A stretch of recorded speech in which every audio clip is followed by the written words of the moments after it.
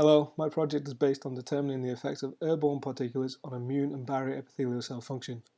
Bioaerosols such as bacteria and viruses can exist as solid particles or as liquid droplets in the atmosphere. These bioaerosols form the atmospheric microbiome, which plays an important role in the colonization of new ecosystems, the water cycle, but also the spread of disease. Now, our immune system is designed to protect us from infectious diseases. Two ways in which it does this is epithelial cells providing a physical barrier to infection, and macrophages which act as a fast initial response to invading pathogens.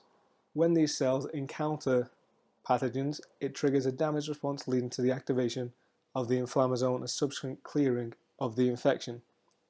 Currently, the exact composition of the microbiome is unknown, as well as the effects of the microbiome has on the formation of the microbiome within the skin and the airways of humans.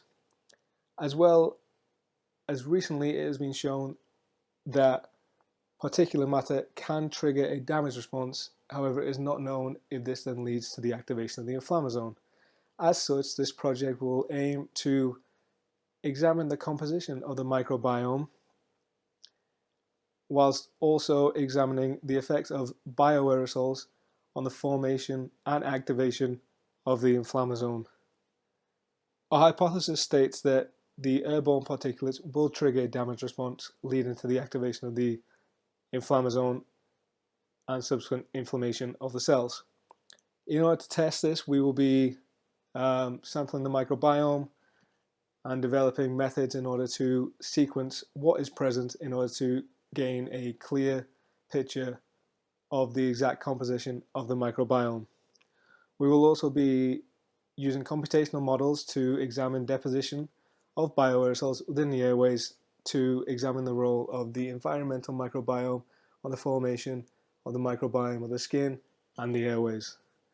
The main part of this project will involve cultivation of epithelial cells and macrophage cells with particulate matter, whether it's biological and non-biological, to examine whether this particulate matter leads to the activation of the inflammasome, which will be examined via flow cytometry, ELISA, and other biological methods.